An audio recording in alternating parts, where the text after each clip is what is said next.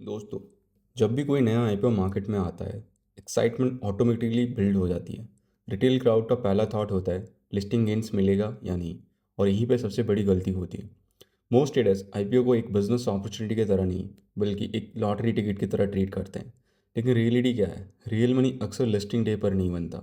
Real money बनता है उस फेज़ के बाद, जब एक स्ट्रांग स्टॉक क्वाइटली अपना बेस बनाता है, वीक हैंड्स को शेक आउट करता है, और फिर एक एक्सप्लोसिव ब्रेकआउट देता है। आपने देखा होगा कुछ स्टॉक्स टाइम पास करते रहते हैं, लेकिन कुछ नेम्स जैसे इराडा, एडब्ल्यूएल, टाटा टेक्नोलॉजी एक प्रॉपर सेटअप के बाद 100%, 200% और कभी कभी तो 300% तक के मूव्स दिखाते हैं। तो सवाल ये है, ये मूव रैंडम होता है या फिर इसके पीछे कोई लॉजिक है? आज हम डिस्कस करेंगे एक ऐसे ही सेटअप के बारे में, that is IPO based setup. ये सिर्फ एक चार्ट पैटर्न नहीं है, ये एक्चुअली डिमांड और सप्लाई का लाइफ फुटप्रिंट है। अगर आप इस सेटअप को सही तरीके से समझ गए, तो आप हाइप चेज करना बंद कर दोगे और स्ट्रांग मूव्स को उनके स्टार्ट के आसपास आइडेंटिफाई कर पाओगे। सबसे पहले फाउंडेशन क्लियर करते हैं कि आईपीओ बेस आखिर काम क्यों करता है। जब कोई कंपनी न्यूली लिस्टेड होती है, तो मार्केट में उस स्टॉक का हिस्ट्री बहुत ही कम होता है। ओनरशिप स्ट्रक्चर भी रिलेटिवली फ्रेश होता है। और सबसे इंपॉर्टेंट बात, strong institutions, FIS, DIIs, funds, इनमें से बहुत से प्लेयर्स लिस्टिंग के तुरंत बाद फुल पोजीशन बिल्ड नहीं कर पाते, क्योंकि उन्हें लार्ज क्वांटिटीज चाहिए होती है और मार्केट में अवेलेबल फ्लोट लिमिटेड होता है। ये एग्जैक्टली वही जगह है जहाँ डिमांड सप्लाई इम्बैलेंस क्रिएट होता है। अगर किसी स्टॉक में इंस्टीट्यूशन को कन्विक्शन है, तो उन्हें शेयर्स कलेक्ट करने पड़ेंगे। लेकिन प्रॉब्लम यह है कि शेयर्स इजीली मिलते नहीं हैं। इससे रिजल्ट क्या होता है? प्राइस इमीडिएटली वर्टिकल नहीं जाता। पहले स्टॉक एक रेंज बनाता है, कंसोलिडेट करता है, और फिर जब सप्लाई ड्राई होती है, तो नेक्स्ट अप मूव स्टार्ट होता है। इस प्रोसेस को समझने के लिए एक सिंपल आइडिया याद रखिए। प्राइस वही दिखता है जो मार्केट देख रहा है, वैल्यू वो होती है जो स्मार्ट मनी क्वाइटली समझ रहा होता है। जब वैल्यू और प्राइस के बीच में गैप आता है एंड फ्लोट लो होता है, तो स्टॉक में एक हिडन प्रेशर कुकर बनता है। आईपीओ बेस हमें एग्जैक्टली यही बताता है कि एक्यूमुलेशन हो चुकी है या नहीं, वीक हैंड्स निकल गए या नहीं, सप्लाई एब्जॉर्ब होगी या नहीं, और क्या स्टॉक नेक्स्ट लेग के लिए रेडी है नहीं। अब आते हैं सबसे प्रैक्टिकल पार्ट पर, IPO setup and base formation. Her IPO base एक जैसा नहीं होता है। मेजोरिटी हम इसे 4 कैटेगरीज में समझ सकते हैं। हर एक को हम रियल एग्जाम्पल से देखने की कोशिश करेंगे। हमारे लिस्ट में सबसे पहला है जे कर्व फॉर्मेशन। कर्व कुछ हद तक जे जैसा पैटर्न बनाती है। ये सबसे रेयर और यूनिक सेटअप है। ये लिस्टिंग के तुरंत बाद, यानी पहले 3 से 7 दिन के अंदर बन जाता है। इससे हमें ज़्यादा वेट करने की ज़रूरत नहीं है। लिस्टिंग होते ही जब मार्केट को लगता है कि स्टॉक अंडर वैल्यूड है, तो एग्रेसिव बाइंग शुरू हो जाती है। अब स्लाइड पे बिकाजी का एग्जांपल देख सकते हो। लिस्टिंग के बाद पहले ही 5 दिन के अंदर इमीडिएट सप्लाई एब्जॉर्प्शन देखने को मिली। लेकिन इसको पहचानने का तरीका क्या है? आपको यहाँ पे बार बाय बार रेंज कॉन्ट्रैक्शन देखने को मिलेगी। प्राइस एक बहुत ही टाइट रेंज में सेटल होने लगेंगे, तब आपको समझ जाना चाहिए सेटअप ब्रेकआउट के लिए रेडी है। इसका रिजल्ट होता है कि एक एक्सप्लोसिव ब्रेकआउट जो सिर्फ 5 से 7 दिन के अंदर आपको 20 से 20% तक का गेन दे सकता है। बीका जी ने ब्रेकआउट के बाद सिर्फ 5 दिन के अंदर 40% का मूव डिलीवर किया था। ये उन ट्रेडर्स के लिए जो फास्ट मोमेंटम कैच करना चाहते हैं। नेक्स्ट है द आईपीओ फ्लैग फॉर्मेशन। ये काफ़ी हद तक जे कर्व से मिलता जुलता है, लेकिन इसमें एक एक्स्ट्रा रेस्ट पीरियड होता है। पहले 5 से 7 दिन तक स्टॉक में रेंज कॉन्ट्रैक्शन और प्राइस वॉलेटिलिटी कम दिखेगी, और फिर अगले 5 से 7 दिन तक छोटा सा फ्लैग बनाते हुए दिखेगा। ये फ्लैग फॉर्मेशन दिखाता है कि बायर्स अभी भी कंट्रोल में है, बस थोड़ा सा ब्रीथ कर रहे हैं। इसका बेस्ट एग्जांपल आप चार्ट पे देख सकते हो। इरिडा लिस्टिंग के बाद 2 दिन गेंस आए, और फिर स्टॉक ने 5 दिन में ही एक शॉर्ट फ्लैग बनाया। जैसे ही फ्लैग का ब्रेकआउट हुआ, इरिडा ने सिर्फ 5 दिन के अंदर मोर देन 75% का सर्च दिखाया।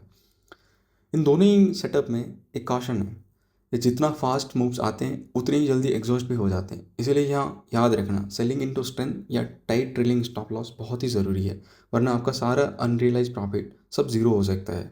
नेक्स्ट जो बच गए हैं वो है shallow base and deep base. पहले हम समझते हैं सैलो एंड नैरो बेस। ये सबसे पावरफुल स्ट्रक्चर होता है। इसका मतलब है प्राइस करेक्शन ज़्यादा डीप नहीं है, यूजुअली 10 से 20% के बीच, और टाइम ड्यूरेशन भी ज़्यादा लंबा नहीं, मे बी 2 से 4 week. Now you can ask me what does it mean for an IPO to have short price and time correction. ये क्या शो करता है? ये शो करता है कि स्टॉक में एग्रेसिव प्रॉफिट बुकिंग नहीं आ रही है। जो लोग शेयर्स होल्ड कर रहे हैं वो बेचने के मूड में नहीं है, मतलब सप्लाई नेचुरली लो है। इसी वजह से सैलो एंड नैरो बेसिस अक्सर सबसे एक्सप्लोसिव ब्रेकआउट देते हैं। इस टाइप के सेटअप मार्केट को बोल रहा होता है डिमांड इंटैक्ट है, सप्लाई मिसिंग है। ऐसे सेटअप फास्ट मूव कर सकते हैं क्योंकि उन्हें ज़्यादा रिपेयर वर्क की ज़रूरत नहीं है। अब लेफ्ट साइड चार्ट पे देखो, गाला प्रिसिजन इंजीनियर लिमिटेड ने ब्रेकआउट के बाद मोर देन 60% का मूव देखा है। ये मेरी भी हाईएस्ट क्वालिटी कैटेगरी है। अगला पैटर्न है सैलो एंड वाइड बेसिस। इसे आप मॉडल बेस कह सकते हो। यहाँ प्राइस करेक्शन सैलो ही होती है, लेकिन ड्यूरेशन नैरो बेस से लंबी होती है। जनरली 6 वीक से 3 से 6 महीने तक हो सकता है। ये बताता है कि स्टॉक ने अच्छी कंसोलिडेशन की है। मार्केट ने इनफ टाइम स्पेंड किया वीक होल्डर्स को शेक आउट करने के लिए। इंस्टीट्यूशन को भी पोजीशन बिल्ड करने का टाइम मिल गया। इस टाइप का ब्रेकआउट कभी कभी नैरो बेस जितना वायलेंट तो नहीं होता, बट ऑफन ये मोर रिलायबल होता है। अगर आप कंजर्वेटिव ट्रेडर हो तो shallow and wide basis often better comfort देते हैं। इसी पैटर्न को फॉलो करते हुए संकरा बिल्डिंग प्रोडक्ट्स लिमिटेड ने मोर देन 150% का ब्रेकआउट दिखाया है। नेक्स्ट है डीप एंड नैरो बेसिस। अब यहाँ कॉशन जरूरी है। अगर स्टॉक में 30% से 40% या उससे ज़्यादा प्राइस करेक्शन हुआ है और फिर बहुत जल्दी वी शेप में वापस आने लगे, तो देखने में स्ट्रांग लग सकते हैं, लेकिन अंदर से वो अनस्टेबल भी हो सकता है। क्योंकि डीप करेक्शन का मतलब है सप्लाई एक्चुअली आई थी, और अगर रिकवरी बहुत जल्दी हो गई तो इसका मतलब ये नहीं प्रॉब्लम सॉल्व होगी। हो सकता है अपर लेवल्स पर फिर से कोई ट्रैप्ड सप्लाई बैठी हो। डीप एंड नैरो बेसिस में फेलियर रेट हायर होती है, स्पेशली जब ट्रेडर्स बस फोमो में ब्रेकआउट चेज करते हैं। यहाँ डिसिप्लिन इंपॉर्टेंट है। चार्ट को सिर्फ ग्रीन कैंडल से जज मत करना, स्ट्रक्चर को समझना है। एंड इस पैटर्न के आईपीओ से थोड़ा दूर रहना बिगनर्स के लिए अच्छा रहेगा। नेक्स्ट है हमारा last pattern deep and wide basis. ये थोड़ा मैच्योर स्ट्रक्चर होता है। इसमें स्टॉक अच्छा खासा करेक्ट करता है, लेकिन फिर टाइम के साथ एक राउंडेड या कप लाइक स्ट्रक्चर बनाते हैं। वॉलेटिलिटी धीरे धीरे कॉन्ट्रैक्ट होती है, सेलिंग प्रेशर एब्जॉर्ब होती है, प्राइस एक्शन क्लीनर होता जाता है। इस टाइप का सेटअप अक्सर कप एंड हैंडल या राउंडेड एक्यूमुलेशन जैसा फील देता है। ये एक्सप्लोसिव हो सकता है, लेकिन सिर्फ तब जब डिप करेक्शन के बाद स्टॉक ने प्रॉपर टाइम स्पेंड किया हो। यहाँ हमें कुछ याद रखने की नीड है। Systematic volatility contraction is needed. अगर डीप करेक्शन के बाद स्टॉक में प्राइस स्विंग ग्रेजुअली छोटी होती जा रही है, वॉल्यूम ड्राइव हो रही है और राइट साइड कंट्रोल तरीके से बिल्ड हो रही है, तो स्टॉक एक्चुअली स्ट्रॉन्गर बन जाती है। यहाँ इस पैटर्न से हमें हमारे लिए कुछ टेकअवेज है।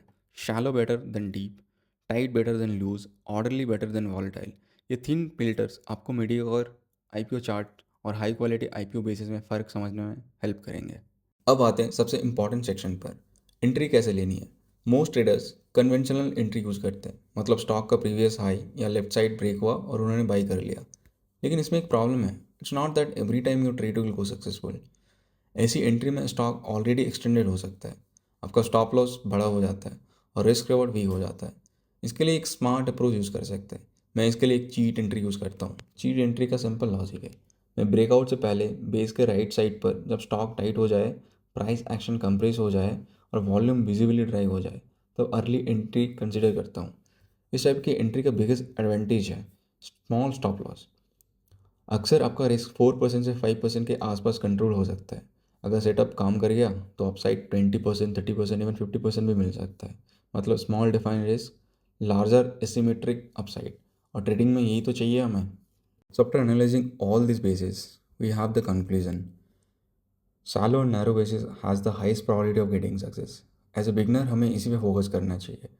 एंड डीप एंड नैरो से हमें दूर जाना चाहिए, क्योंकि इसमें ज़्यादा टाइम भी लगता है और रिस्क भी ज़्यादा है। So risk reward is not asymmetrical, हमें इससे दूर रहना ज़्यादा सही है। तो अगर आपको IPO based strategy practically use करनी है तो आपका फ्रेमवर्क सिंपल होना चाहिए। पहले ऑब्जर्व करो, नए लिस्टिंग्स को इमीडिएटली ट्रेड मत करो, उन्हें वॉच करो, देखो स्टॉक का बिहेवियर कैसा है।